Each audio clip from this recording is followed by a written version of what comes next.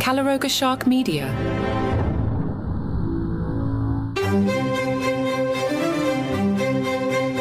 Hello and welcome to Palace Intrigue. I am your host, Mark Francis.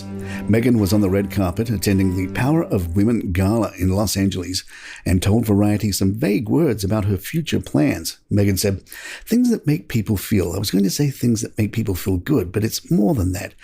Things that make people feel something, right? And a sense of community. But we have so many exciting things on the slate.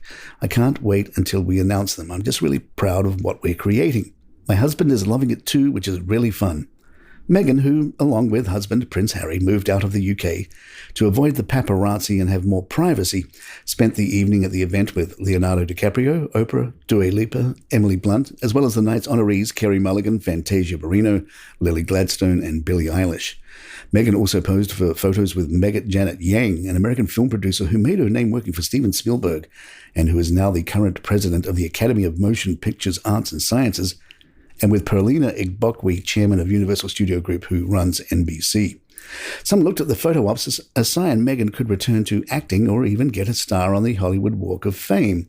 Culture expert Nick Eade told Mail Online that the SAG strike is over. Hollywood is going into overdrive to produce new content, and Meghan, riding high on the fact Suits is a sleeper hit on Netflix and has found a new generation of fans, is looking to move back into her first love, acting.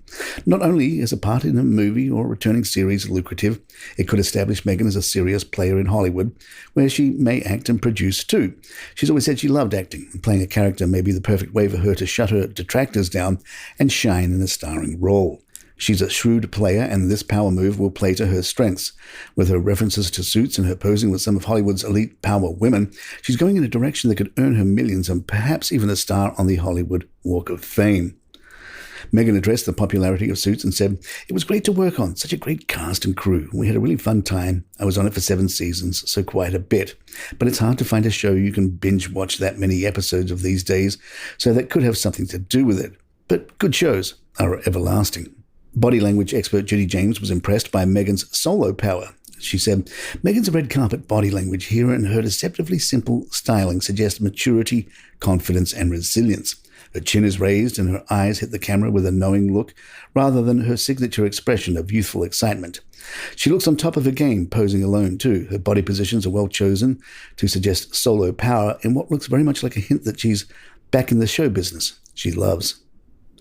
The Daily Mail's Richard Eden wondered, how did the BBC know ahead of time that Prince Harry would ring his father?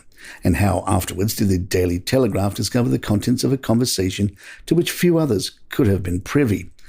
The fact that details of a private conversation were published so quickly might serve as a warning ahead of any possible future invitations. We're talking about 2 privacy campaigners here. When it comes to other people's privacy, we get the details. To me, it smacks of desperation, of Harry and Meghan wanting to get back into the royal fold. We don't see videos of Meghan sending clips to her own father anymore, but when it comes to the king, they do. They seem very keen to maintain their royal connection. It's lucrative. There continues to be some back and forth as to whether or not the call even happened. Sources told the Express that no such call took place, as Harry neglected to arrange a time that fitted with the King's very busy schedule, which included 2 royal engagements and a private birthday party. The source said, "News of a phone call came as a surprise. Let's just say that. There might have been a willingness there for the Sussexes to call the King on his birthday, but it certainly wasn't communicated to the other side in a timely fashion. The King certainly didn't take the call during the day when he was busy working. The evening was spent with his family and friends, and he didn't have a private moment all evening." Separate sources suggest the inbound call did happen, but the King didn't answer. One said, "There was no call. Every time Harry calls his father, Charles waves the phone away. He does not want to hear from him until he apologizes." Palace Intrigue will be right back. It appeared to some that Omid Scobie is tired of being called Harry and Meghan's mouthpiece. Scobie tweeted, "Let's get this nonsense out of the way. Endgame is about the current state of the British royal family. It's not Harry and Meghan's book. I'm not Meg's pal. The Sussexes have nothing to do with it. Their story is a small part of a much bigger one you can read when the book comes out."